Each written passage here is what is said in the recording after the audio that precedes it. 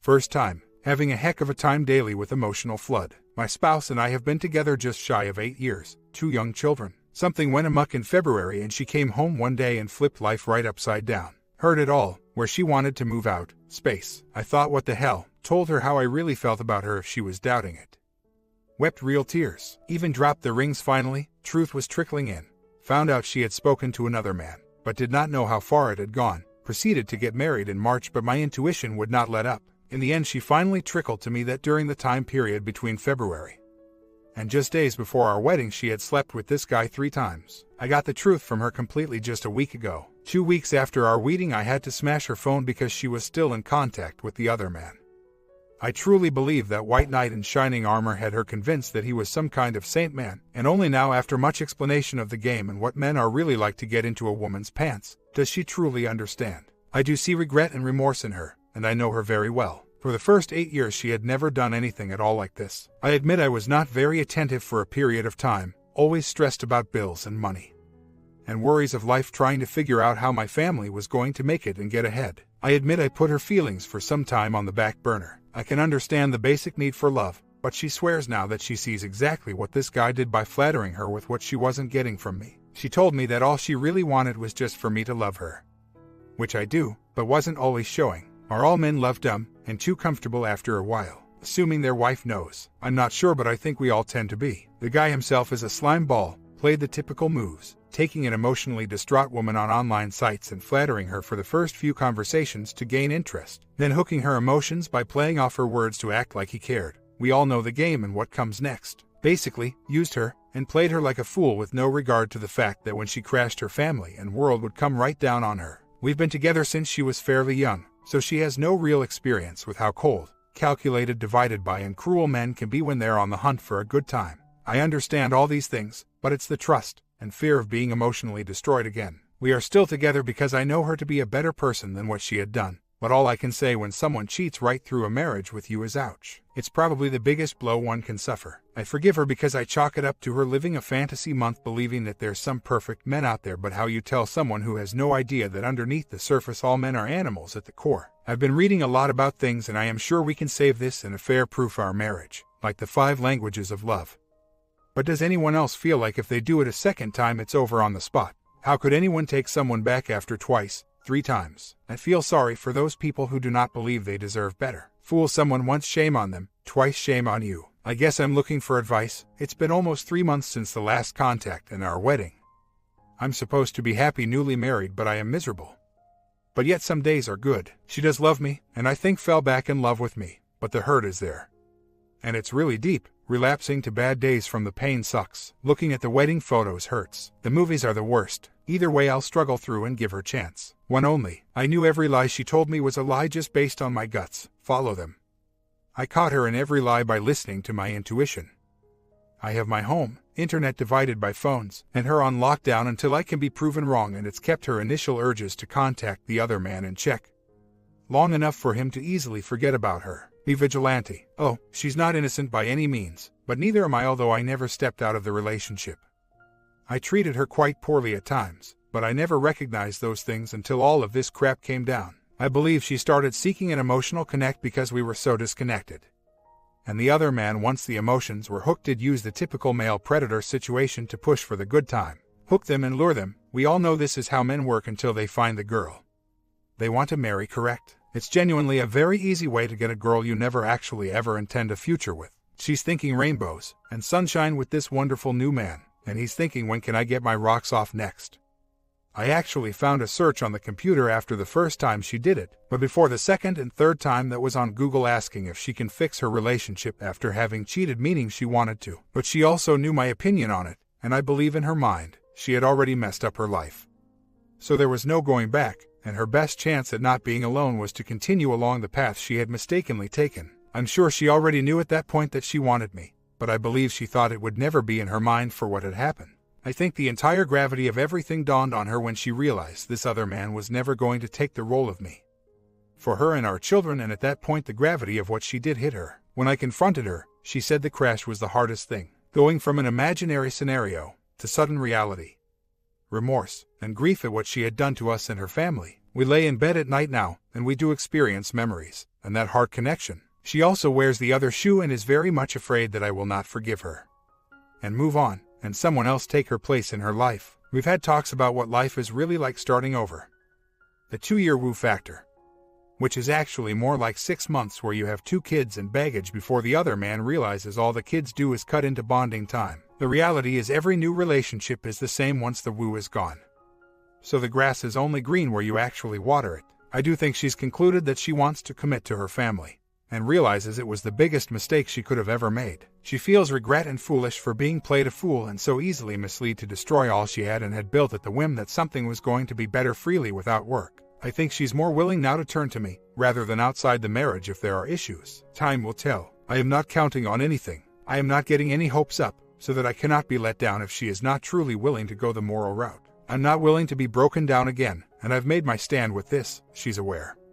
And she knows that I won't give a third chance. She's still here. We are moving 1,000 miles away for a new job and new beginning. The one thing though that she doesn't understand is that although the affair may be over for her and in her mind and she wants it just to go away and move on with life and fix it, that my mind and heart are forever damaged, and it's far harder for me to let it all go and not want to bring it up. And I also realize at this point that the scars and images, movies, will always be there. My biggest challenge will be to let them become less frequent with the emotional waves that come with. I know that anything I say can bring more damage, but sometimes it's hard to hold feelings of anger back.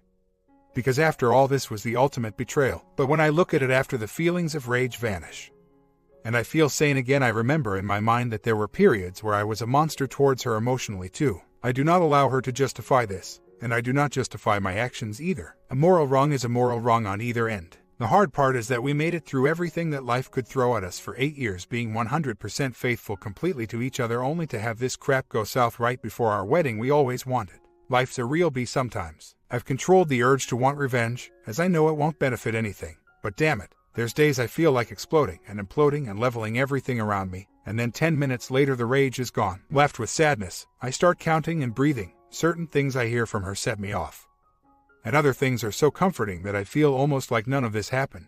I know factually if she could go back and change it, she would, because the 8 years we knew we were closer than close to each other. It's almost like a switch flicked in her head for a month-long period, and then flicked back off. And she's the person she was for 8 years again. I actually believe she even has no idea why she did this. She cries about what she did because I don't feel she can even comprehend why. I guess I just have to learn to be more emotionally in tune with her. And I guess she has to learn how to communicate her needs that way better, so I'm aware. Apart from that, we have a pretty good thing, and always did. Yeah, sure, it's not cool's what she did, but she did come back and marry me, right? She realized something, had some kind of awareness happen. She sure doesn't like the other guy much, that's for sure. Like I said earlier, I am not blaming this on the other man, as she had choices and moral ones to make, but he did kind of lead her through everything with the physical push. I think in the beginning she was just looking for emotional connection. But hey, that's the inexperienced part of what men are really like with women. They are not looking at for marriage or a future. That's reality. If more women knew this, they'd be less inclined to destroy lives with men who truly love them for a few weeks or months of useless fantasy. Things will never be the same, but I'm hoping that we can use her learning to become stronger than ever. And something even deeper. Once I learn to forgive, that is. And the images get a bit less painful. I think when a man sees a woman, he wants a future with. That is where the true niceness comes in, and you don't make an immediate push for a good time, because then it becomes almost disrespectful. There are differences, and I am aware of that, so please don't be offended. Some people are genuine, but only to those they can see something actually with. I highly doubt a woman in a relationship with 2 kids was this guy's future dream girl, along with all her baggage, hence why he believed he could throw the charm on, hook her, lay waste to her life, simply for a piece of ass. And best case, suck her and use her to be his maid, babysitter of his kid, and pay half his bills. A married woman should be off limits, and a real gentleman would have told her, "What the hell are you doing? You have a family, kids, and a husband. Go home and work on that." So, there is no chivalry in this puke man, and no fantasy to someone like that. I respect myself, and each situation is different for each couple, and I'm not the type that couldn't easily wipe my hands, walk out and start something new immediately either. I am quite capable. But I also know my wife. We were in a bad place, at a bad time, and I wasn't as there as I should have been when she needed the emotional. I do blame her for her choice, but that doesn't mean I have to hate her for being human with a basic need for love. I don't accept the apologies though. Words now mean nothing. What I will accept is actions, and seeing her change to value what she has. and nothing less. If I didn't feel she truly regretted it, I wouldn't be here. As far as I am concerned, it's both of them. This was not a choice I had any choice in. I accept that. All the choices now are in my hands. None of them are easy. What keeps me holding on is the regret and remorse, and the realization that she chose her family. And the fact that I factually know that she is not the person she was for a month-long period. The other thing I've forgotten to mention is that she was also coming down cold turkey off some pharmaceutical antidepressants during this time period that were prescribed to her to deal with other issues in her life. A very dark past. She went from being an emotional zombie at the time when she did this to suddenly the person who could feel again. Right about the time I found out what she'd done. Trust me when I say this one truly regrets it. I'm aware of the statistics. And the numbers. And the women out there who are just plain cruel. But my wife was amazing up until this happened. I've been through 2 other cheaters before and not a single one of them actually gave a crap for what they did after the fact. I'm not blind, stupid, nor naive, and not easily mind-tricked at all. She now has to deal with the fact that she made a life choice over something she felt for only a short period of time. And damaged us. And our family forever. She doesn't feel good, that's for sure, but she wants to be here. And fix it whatever it takes. I've not been easy on her, because I'm one to believe that if you are, they won't realize that they won't get the chance to do it and hurt you a third time. I've put my foot down. Next time I walk, and she knows this. I don't think there will be a next time, and if there is, she is aware that she will never have another chance. I know she loves me, but I am not sure she was aware how much I loved her, if that makes sense. I feel she didn't think I really did. Women are fickle creatures, so I've learned, and I will be a more attentive, loving husband. But I won't do it a second time. She wasn't out there just looking for a good time, though. She was looking like most women do for an emotional connection, and she's never said she was naive. I said she was naive to think some magic man would come riding in on a white horse all shimmering, rather than a worn-out donkey. She knows what she did. She's explained how she was feeling. In hindsight, she is not proud, and in fact beyond shamed. It was a conscious decision for sure, one that if she ever makes again, someone else will have her life. But I do believe she learned from it. What I mean by naive is that she doesn't really know men that well. We've been together since she was quite young. I have now complete power to choose my own life. My eyes are wide open, and I will always follow my gut instincts from here on out, and not my mind or my heart, as they are easily misleading and swayed. I choose to stay because I believe this was something they regret and want to change, and some people have the ability to learn from something and change themselves. Not all but some, but even I've learned from the mistakes I made towards her, and I'm becoming a better person for it, hopefully for her, but ultimately for myself. Not everyone can find forgiveness and understanding. Not everyone can accept what happened, yet realize you may have played a part in their getting there. There are different reasons for people stepping out. The first part of determining whether you can save it or burn it is figuring out why. If you played a part in that, but she's still there, you have a shot in making your life better in my eyes. If she did it because she's a nympho, well, your only option is to run for the hills. If the person in general was a great person but you are not, but you've learned, and they're still there, what do you have to lose by giving them a second chance? And both of you learning from it? Probably nothing. Best case, you fix your issues and have a great marriage. Or worst case, you head where you were obviously headed for, which is basically starting over on both ends, going through the motions with new people only to realize that they're human too, and everything you went through with the last person will likely just happen again. At least that's my view. We were together for 8 years prior to making the leap, both of us completely faithful, this I know for sure, as I would have caught any sign and known. I am extremely intuitive. Perhaps she, having little experience with men, caught a case of cold feet and wanted to test the water just to be sure before spending the entire rest of our lives together, especially since the last couple of years have had some major ruts, potholes, and worrisome issues financially. I was ill, nearly dying a few times, feel better now, but that compounded into not being able to work full-time, some hardship, and struggling. I also don't think I was as appreciative or emotionally in tune with her as I should have been, and many of the arguments were basically me being very insensitive and harsh to her for things I expected her to view logically, whereas I've really learned much of what women do is purely emotional.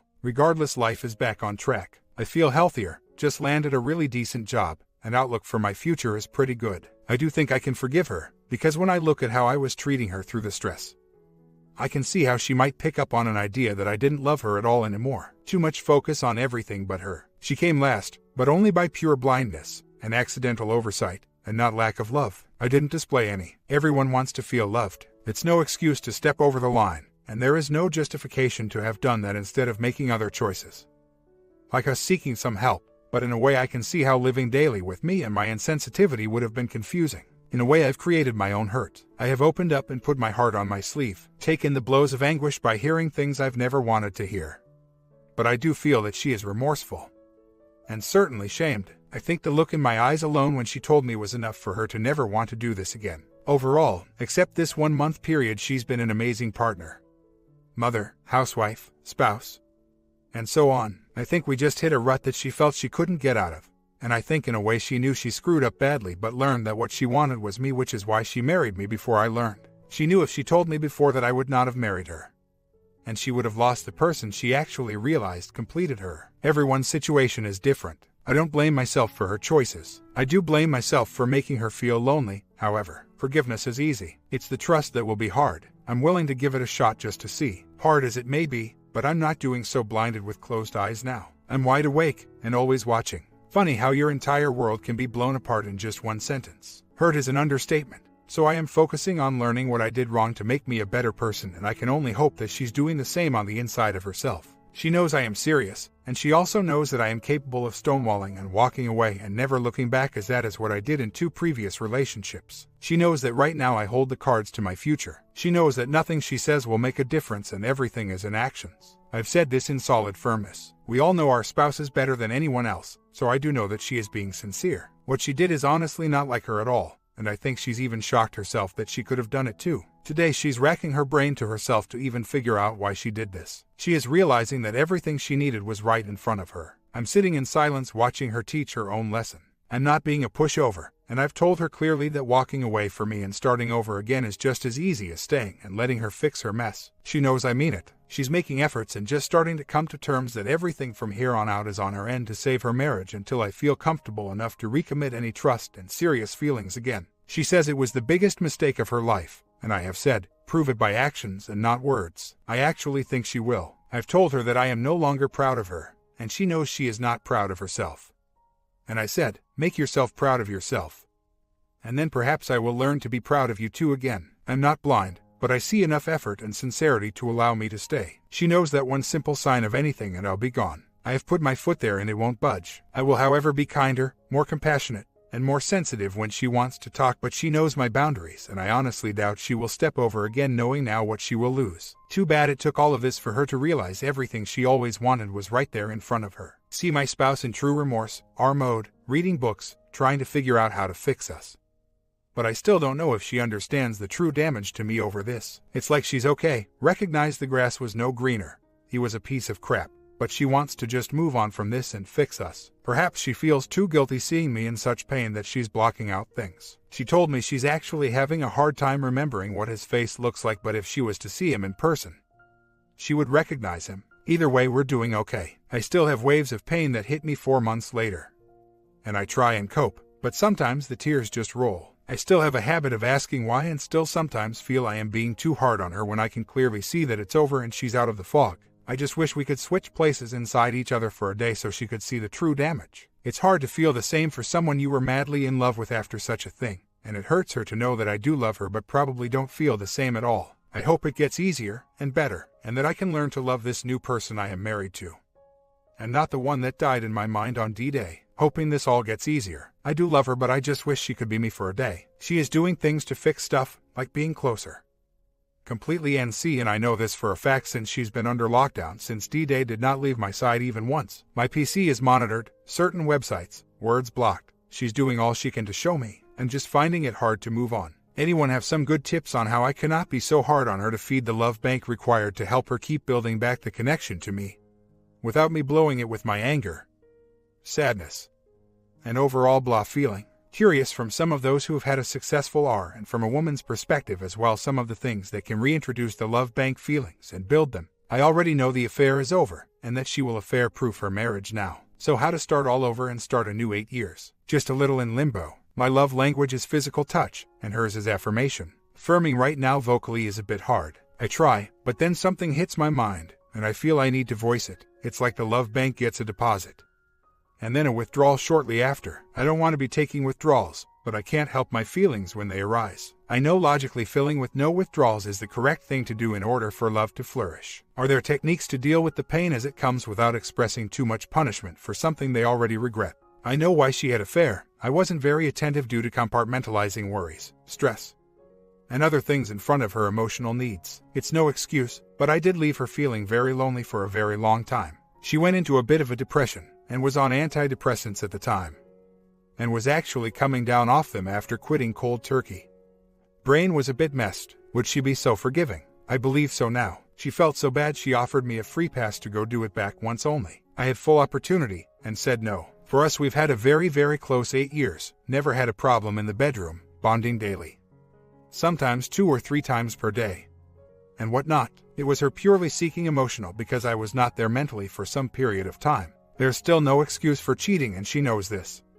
And she atones for this. She would do it all a different way now, and not cheat. This I know. I think the realization of how much I did and do love her was enough to wake her up. All she ever wanted was affection and me. I didn't give ever. I mean ever. I've learned a lot recently, and applying it, and we are connecting again and feeling it on both ends. Tonight, in fact, we have a romantic night planned. I feel that she wants to reconnect, and I am being a bit too hard on her. I just didn't want her to think she got off too easy. 2 other relationships in my life I was cheated on. This is my first real R, as I kicked the 2 others to the curb as hard as I could. She knows this. She's working hard to prove it was a big wrong, and she knows it. And working on forgiveness and compassion. This might sound stupid, as we've been together for 8 years and didn't separate, but I do find if I view the piece of crap other man as simply an ex-boyfriend, it helps. All the while this was happening, she never once left and moved out. She was on a fence. Here was me, comfort, and here was him, pretending to be a white knight on a big white horse.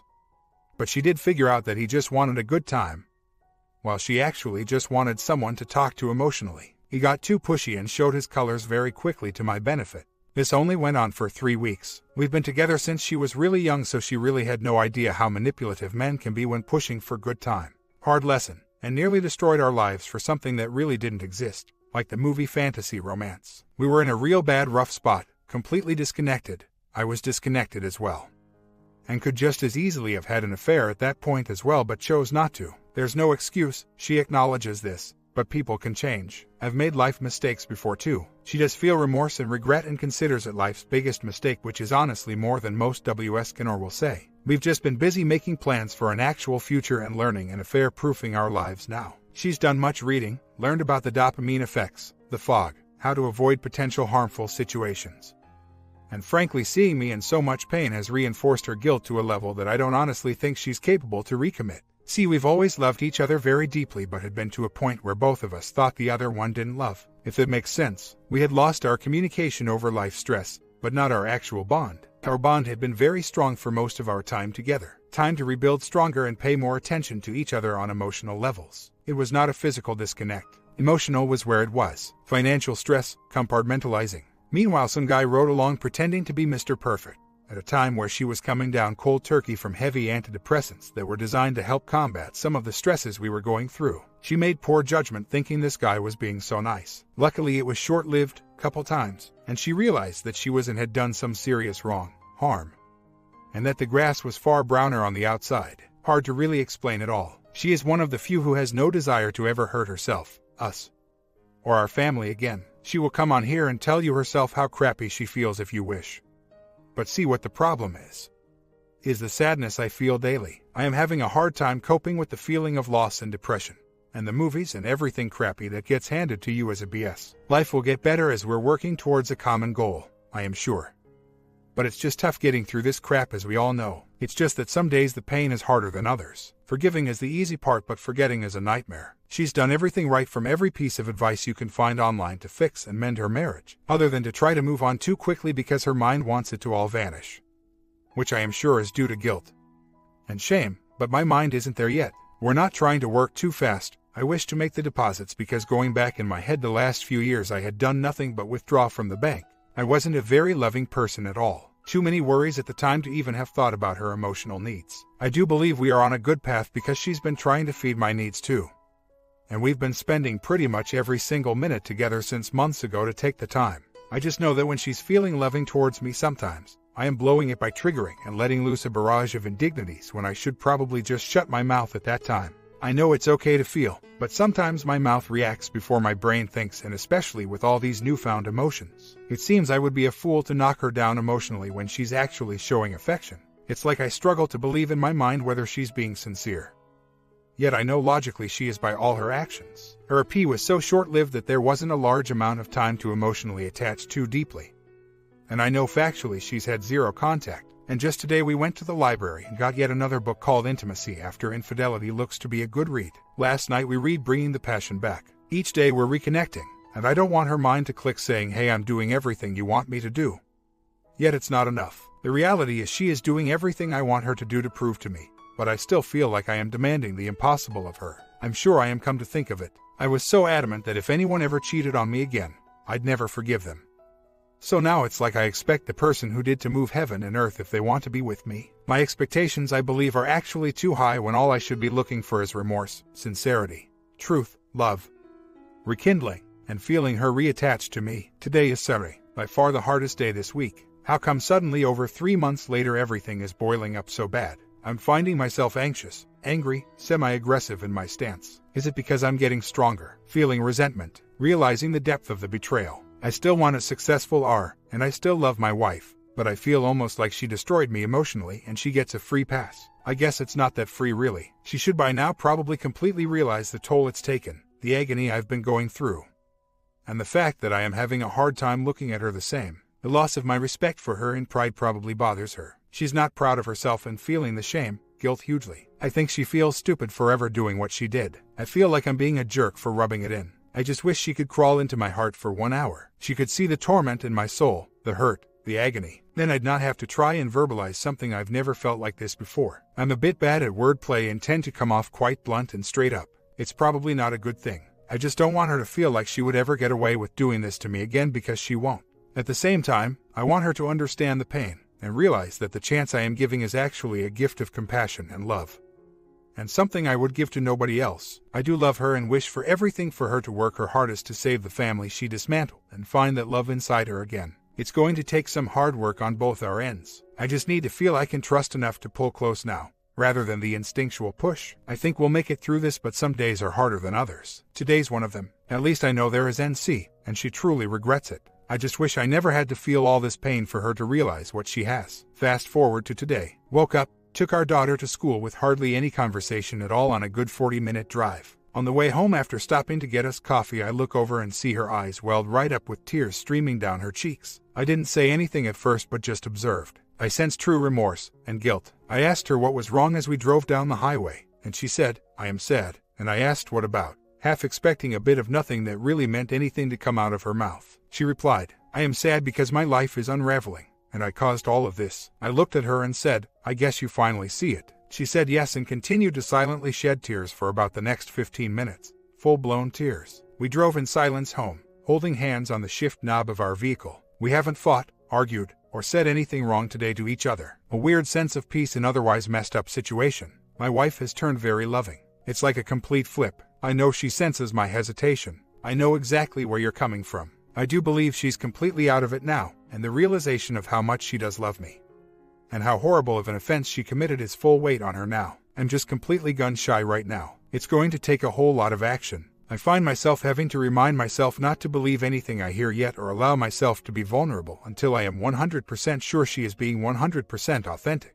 Not some more trickle truth yesterday. Hurt like hell. Details. Although, I did gain a bit of respect by the honesty. That's a good sign in my opinion. I didn't like the content, but the effort to come clean was the right thing to do. Sometimes knowing everything is the worst, but I guess complete honesty is what will eventually allow one to heal, no matter how bad the things are. On the ferry now. Move 1000 km away in progress. Other man did something yesterday that burst the bubble in response to a Craigslist post I had left for him, knowing he reads it. He basically insulted my WW, saying how she's not the first nor the last, and it really hurt her feelings to finally realize he was just a pig. Starting over now. I think in a way she was still in the fog until he called her easy. My biggest concern is that she did this to me. I could care less about the other man other than I wish him a fiery car wreck and slow burn in it. Weeks later, still struggling on, but feels good to be away for now. My comment, how you guys like this short one? Can a marriage be rebuilt after this? Sub and bell and let me prepare the next one. Alright, everyone's presentations are done. Nick, the manager, said as he tried to move the discussion forward. Excuse me, I haven't. I recently found out something. Nick interrupted me and began to speak. There's apparently someone in this department who didn't graduate high school and is just a part-timer. Meetings should be for employees only. Absolutely right. His lackey, Mike, of course, agreed with Nick. I'm leaving. After leaving the meeting room, I started to shut down my computer. I noticed that an email had arrived, not in my personal inbox, but in the company's shared email. Thinking, there's no point in speaking up, no one will listen, I went home quietly. The next day, I heard a commotion from Nick's desk. He was staring at his computer screen, his face pale. Nick! Is something wrong? Mike looked at the screen with him. And he turned even paler than Nick. Why is he so angry? Knowing the reason for Mike's distress, I thought to myself, serves them right. My name is Adam. My mother passed away when I was in the 9th grade, and I was raised by my father. Well, you could hardly call it being raised. After my mother passed, my father changed. He drowned his sorrows in alcohol, and though he still went to work, he squandered our living expenses on horse racing. Because of that, I had to start working part-time as soon as I entered high school. Every month, I went to the convenience store with bills in hand that couldn't be auto-deducted from my father's account. Even though I endured it because I didn't want to be alone, I reached my limit in my second year of high school and dropped out. I found a live-in job at a distant inn. Thank you for everything. The day I left home, my father, still staring at the TV, spoke. Take care. That was our last conversation. Back then, 18 wasn't the age of majority, so I needed my father's permission to work, and I couldn't hide my place of employment. Yet, my father never visited me even once. I kept working just to survive, and before I knew it, I was 42. Years of hard work paid off, and I was transferred to the headquarters. I was thrilled to be recognized by the company, as I thought I'd be working in the field until retirement due to my lack of formal education. Listen up. Our work can change the future of our employees. Don't drag us down. On my first day after the transfer, Nick, dressed in an expensive suit, spoke sternly. There was a reason for this. Our inn was located in a prominent tourist destination, known so well that everyone in the state could sing its commercial jingle. At its peak, we had 5 locations within the state. But that was long ago. Due to financial difficulties and aging facilities, only the place where I had worked for many years and the original establishment remained. I was prepared to lose my job anytime, but now there was a glimmer of hope. With the rise of social media, the tourist area where the inn was located started gaining attention again. Depending on how hard the sales department, where I was transferred, worked, we could either thrive or be forced to give up this prime location to the new hotel chains continuously popping up. For Nick, who had switched careers from another industry to strengthen our sales, this was a battle he couldn't afford to lose. I understood why he had to be strict. I will do my best. Nick sneered at my enthusiastic declaration. Did you not hear what I said? I'm sorry. I thought I was listening carefully. Out of habit from years of customer service, I apologized reflexively, though I had no idea what had offended him. Someone was watching me with a smirk. In this department, there are those who are expected to excel and those who have been shoved here because they have nowhere else to go. You are the latter. It was Mike, the section chief.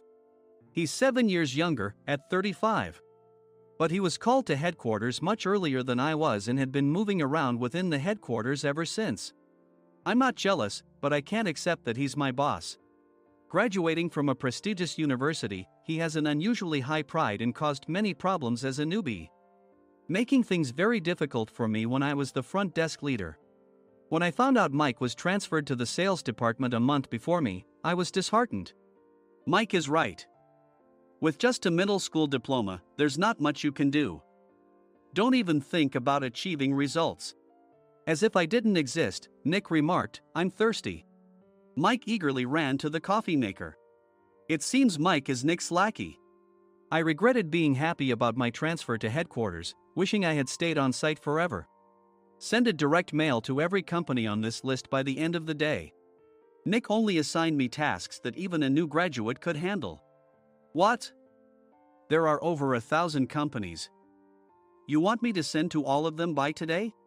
Yes, if you and your fellow misfits split the work, even those with nowhere else to go should finish by today. I glanced at the employees typing away expressionlessly. They were worn out from customer service, only thinking about leaving on time, or were women reassigned after having children. With zero motivation for work. Even Sam, a new graduate from the same university as Mike, who was supposed to be among the expected achievers, had no enthusiasm for the job. Having joined the company wanting to do customer service. "I don't care what they say, I plan to quit any time," he said. Only Nick and Mike were highly motivated, making all the decisions between the two of them. I originally only wanted to work at the inn to survive and had no particular attachment to this job. I swallowed my words, thinking I had no right to reprimand them. About a month after the transfer, Nick told us with a frustrated look. "To commemorate the 50th anniversary, we've decided to create a plan exclusive for one group per day." Originally, Mike and I were supposed to come up with it, but our president, Mr. Thompson, insists on hearing everyone's opinions. "So, you all get a chance." As Nick explained, Mike began handing out prints. Make sure not to embarrass Nick. If your ideas are half-baked, you'll have to redo them. It seemed that they had printed his handwritten notes by Mr. Thompson, which included several questions and a section for free responses. It made sense why Nick had to seek our input, given that all responses had to be submitted to Mr. Thompson. We were given a week to think about it, and a meeting was scheduled to compile our ideas. My plan is to let guests enjoy both the old and modern America. Nick began the presentations. Guests would watch a master confectioner at a nearby traditional sweet shop make sweets in front of them. The welcome drink would be premium tea in a bottle. Nick's plan was certainly attractive. After his presentation, Nick called on us to present in the order we were seated. Just as I stood up for my turn. "All right, everyone's presentations are done." "Excuse me, I haven't. I recently found out something." Nick interrupted me. "There's someone in this department who didn't graduate high school and is just a part-timer." He was likely talking about me. I joined the company as a part-timer and was made a full-time employee when I turned 20. That was 20 years ago, so Nick and Mike probably had no chance to know until recently. Meetings should be for employees only. Absolutely right. After that, Nick kept creating opportunities to solicit everyone's opinions, purposefully excluding me from speaking. The meeting unexpectedly heated up and went past the scheduled end time. A few people asked to leave, and the discussion continued with the remaining few. "Still here?" Normally, you'd leave in that situation. Though I had no attachment to the job initially, hearing kind words from customers made me want to make them happier. For someone like me, with nowhere to go, the inn was my home and customer service was my life. I felt pathetic about my current self. "I'm leaving." I left the conference room and started shutting down my computer. I noticed an email had arrived, not in my personal inbox, but in the company's shared email. Thinking no one would listen to what I had to say anyway, I quietly went home. The next day, while preparing the DM as instructed, I heard a commotion from Nick's desk. In his haste to stand up, he hit his knee on the desk. He stared at his computer screen, his face pale. "Nick, what's wrong?"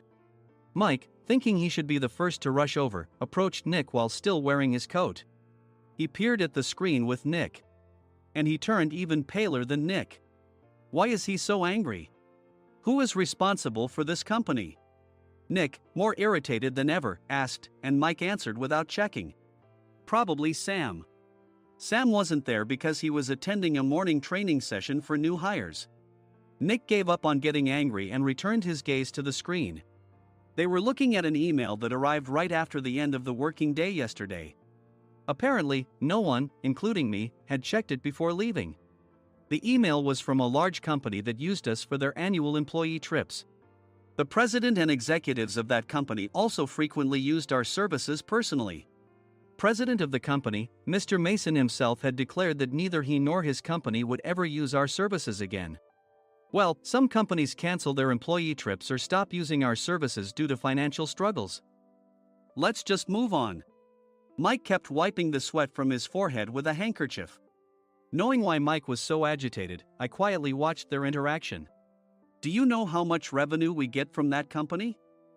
We can find other guests to fill the rooms, but we'll lose the banquet costs, gift shop revenue, rental car fees, and more.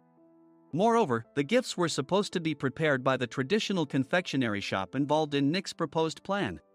If it's known that we incurred such a huge loss at this critical time, Nick's position in the company would be jeopardized. Nick took a deep breath, seemingly trying to calm himself. All right, Mike. Go to New York right now and apologize to Mr. Mason. What? You're coming with me, right? I have urgent work to do. I trust you, which is why I'm entrusting this to you. Please. Mike, believing Nick's sincerity, agreed with a determined look on his face, saying, yes. That's Nick for you. Even if Mike went to apologize, Nick would shift all the blame onto him if the client didn't change their mind. Well, it was Mike's fault to begin with, so it served him right. About 3 hours later, Sam answered a call from somewhere and repeatedly apologized, saying, I'm very sorry. Everyone watched to see what was happening. After ending the call, he informed Nick with a weary tone. When Mike arrived at the client's company, he only made things worse, further infuriating Mr. Mason. He was demanding, get his boss here immediately. It was no wonder Sam was exhausted, dealing with such a call right after returning from training. What is that idiot doing? All right, Adam, you're coming with me. If sacrificing Mike didn't work, then I must be next. Normally, I'd want to refuse at all costs, but I saw an opportunity in this situation. If I can be of assistance, I'd be happy to join you. I obediently followed Nick, and we flew to New York.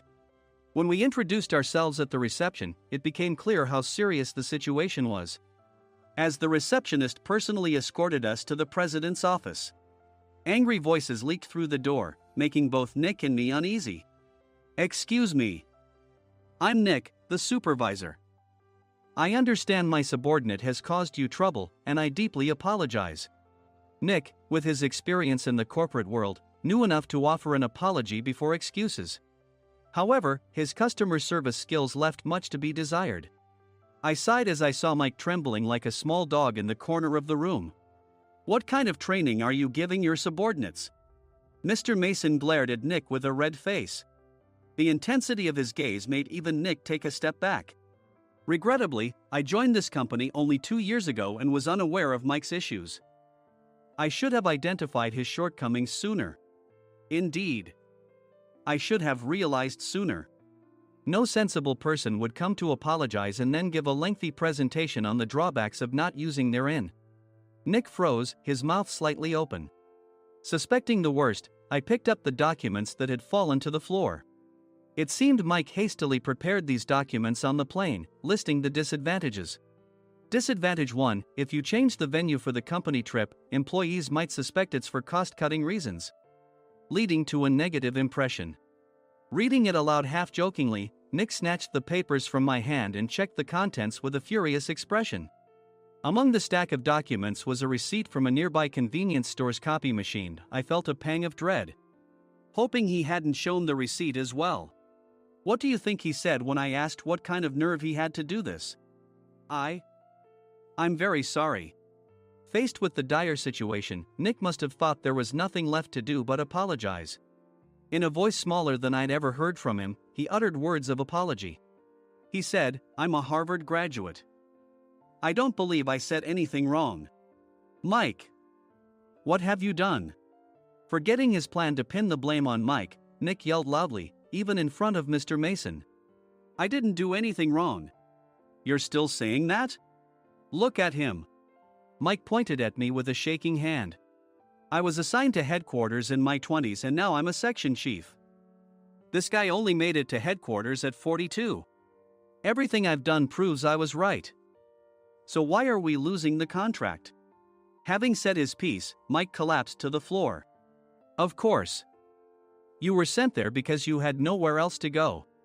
Mike never expected to hear such words from someone he looked down upon. He lunged at me, and Nick hurriedly stepped in to stop him. Mr. Thompson told me Mike is a quick thinker, and to take good care of him. There's no way he was pushed aside. Don't make things worse here. He didn't say quick thinker, he said only quick-witted, didn't he? I don't remember that part. I recalled the many troubles Mike caused when he was a newbie. When Mike was on the front line, his pride was so high that he never apologized to customers.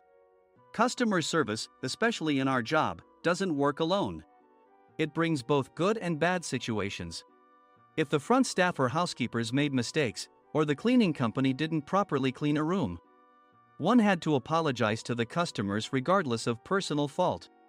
Mike, in such situations, would never apologize, insisting he wasn't at fault.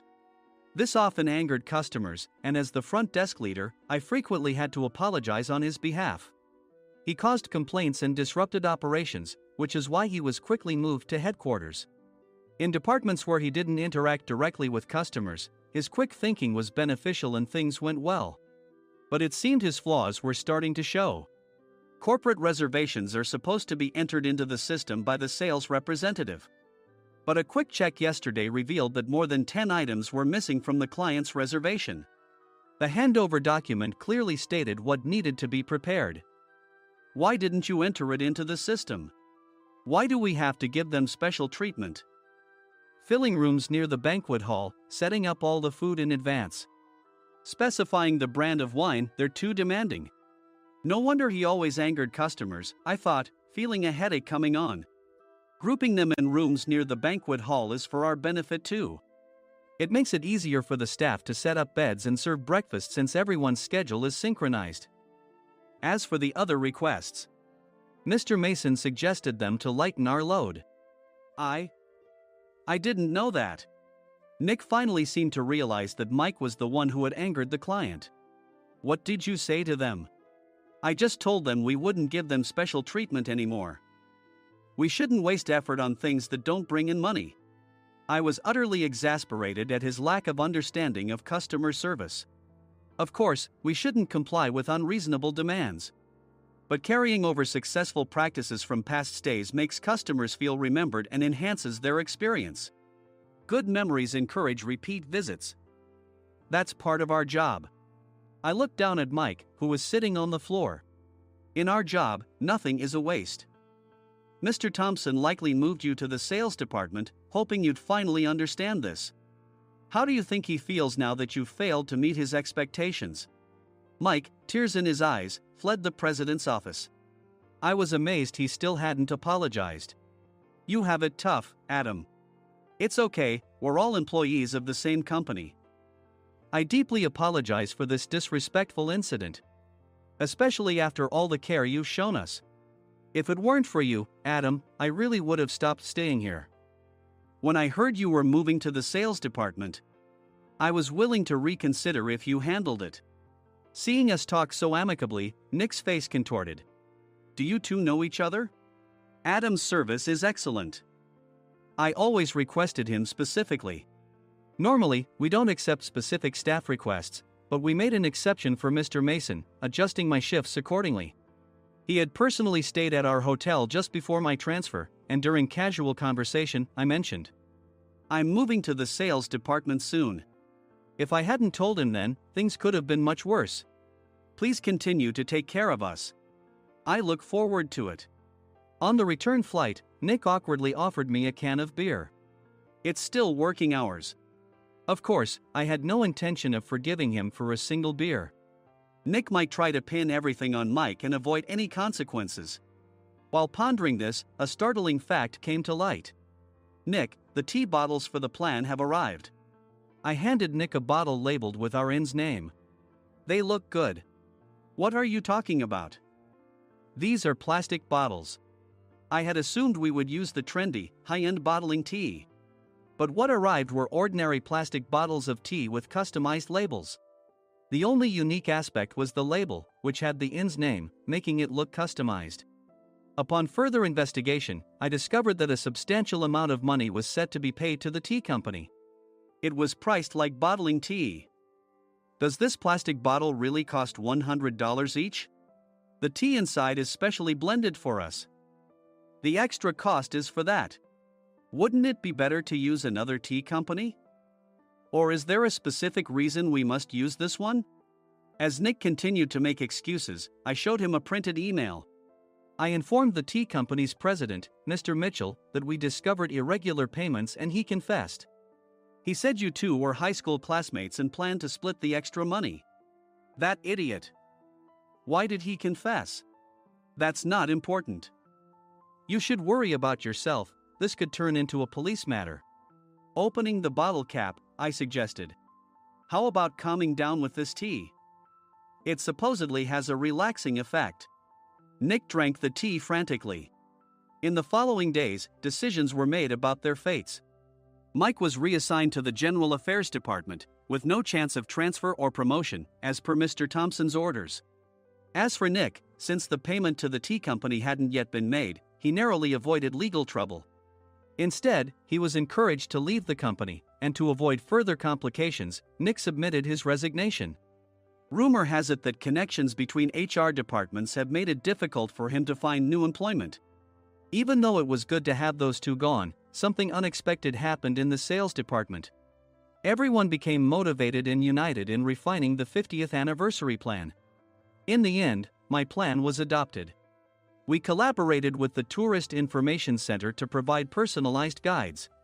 The plan, tailored to the number of guests, was truly special for the 50th anniversary.